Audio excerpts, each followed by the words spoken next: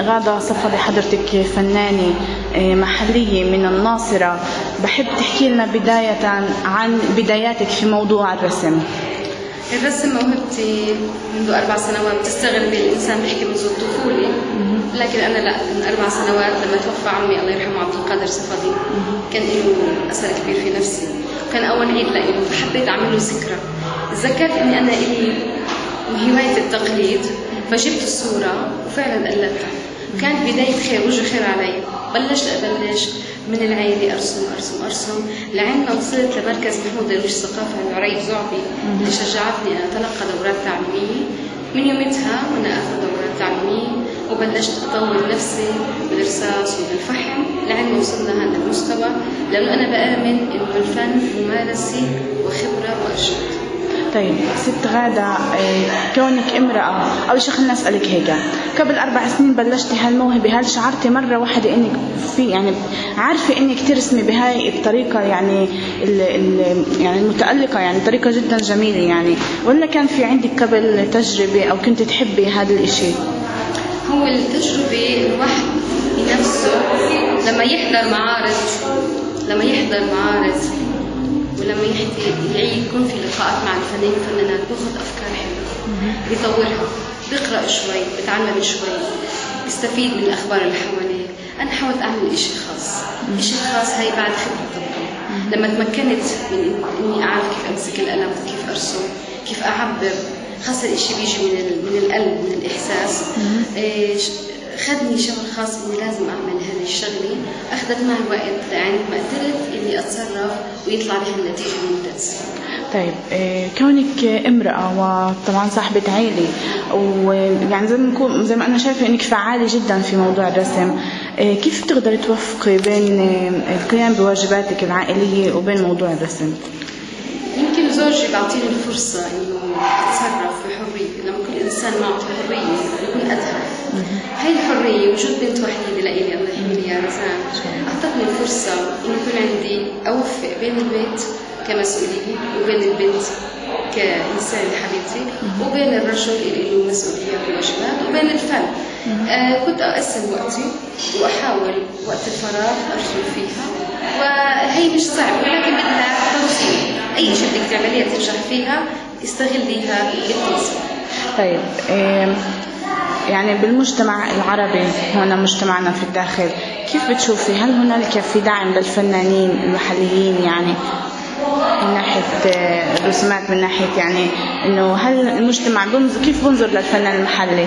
هل في اهتمام؟ فيش إلقاء ضوء علينا كثير. أنا بشكر إنه في مواقع إخبارية اللي بتقدر تكتب علينا عن الفنانين والفنانات، وأنا عشان هيك بدي يكون لنا هيئة واتحاد. لما يكون لك وجود، لك هيئة، لك اسم، نجتمع نحن الفنانين مع بعض، نشكي مشاكلنا، نحكيها، بنحلها، نشوف الأفكار اللي ممكن نطورها، من خلالها نرتقي بمستوى الفن. نحن بحاجة إلقاء الضوء علينا أكثر من هيك، بحاجة إنه الفنان، البلدية أو أي مسؤولين مراكز ثقافية يدعمونا بشكل أكبر بإقامة مسابقات، بإقامة دورات بأسعار جيدة، بإلقاء الضوء على الطلاب والطالبات في المدارس، لأنه هون الأساس. هل بتشوف إنه المجتمع ممكن يظلم المرأة الفنانة؟ هو بيظلم الفنان والفنانة بالمناسبة إذا بدك. خلينا نحكي عن المرأة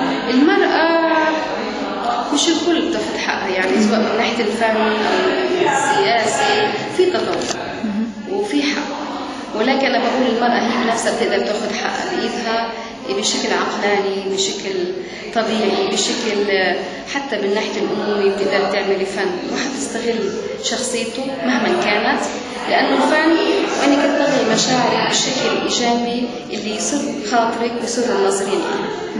طيب قلت لي إنه المرأة والزلمة يعني هنالك في ظلم، يعني احكي لنا شوي عن موضوع الفنان. أنا بعتقد الفنان كمان هو بحاجة إلى الاهتمام. نحن عم نمر بظروف في تطور، أنا شايفة في شوية معارض عم تصير آخر فترة، يعني من خلال المشاركة ببعض المعارض في تطور، لكن إلقاء الضوء معطل نوعا ما. المفروض يكون في إعلانات بمواقع إخبارية زي بلد بكرة، الشمس، يعملوا مسابقات أكثر من هيك، يحاولوا يعطوا ترغيب، إقامة تحفيزات، جوائز، يحاولوا تصنيف الفنانين متوسط ضعيف حتى كل إنسان يعرف شو مستواه، يعملوا جمعيات فنية وهكذا. شو اشتركت انت؟ احكي لنا شوي عن معارض كنت بها او اشتراكات، يعني احكي لنا شوي. انا اشتركت 7 معارض، هذا الثامن. اشتركت مع معرض ولد وبنت في المركز الثقافي الفرنسي مع فنانين ألمان. اشتركت مع فنانين 16 فنان فناني في مركز محمود درويش الثقافي بألوان المدينة. اشتركت دار الثقافة والفنون أيضا في برضو الفنانين من الناصرة مع 18 فنان. وأنا عضو فرقة الأنامل الذهبية، أنا فخورة فيها، تأسست من سنة ونص. اشتركنا ب3 معارض، والآن نحن بصدد أن نستعد أن نمثل الناصرة في دخول ياسين في شهر 12 إن شاء الله. طيب هل ترسم أشياء أخرى غير يعني تراث نصراوي، أو زي ما احنا شايفين يعني هون في المعرض شخصيات نصراوية معروفة؟ في شخصيات عالمية، في شخصيات أدبية، في سياسية، ولكن صغر المكان ما أعطانيش الفرصة إني أثبت وجودي. لكن أنا موعدكم في معرض فنانين إن شاء الله، معرض عن أهم الشخصيات قريبا خلال أشهر، حيكون متناول العديد من الشخصيات باختلاف مستوياتها الثقافية والسياسية والأدبية. طيب شو بتحلمي؟ غادة صفدي شو بتحلمي؟ أحلم إني أترك بصمة. أحلم إنه غادة صفدي عملت اتحاد فنانين، غادة صفدي عملت شغل لبلدها، عم بستغل فني بشكل إيجابي بشكل حب من قلبي، إنه أنا أعمل شيء يتذكرني الجميع. وهذا الشيء دوري ودور كل فنان إنه يلقي الضوء على بلده وعلى المواضيع الموجودة حواليه بشكل إيجابي وحلو ومميز. كلمة أخيرة للمجتمع، شو بتطلبي؟ أنا بشكر المجتمع، بشكر أهلي والفنانين والأقارب والأهل اللي بدعموني، خاصة زوجي والله، خاصة بنتي رزان. بشكر مطبعة الباشا اللي دائما بتساندني بالدعايات والإعلانات. بشكر الشبابيك إيمان ربي وسائل عزام والسيد إميل وكل المحبين والأهل اللي بدعموني دائما. بتمنى لكم التوفيق، وبتمنى دائما نتلاقى بلقاءات ثقافية مميزة يستفيد منها الجميع خاصة أهل النصر. بدي أسألك كمان سؤال، حضرتك اشتركتي في معارض مع فنانين يهود،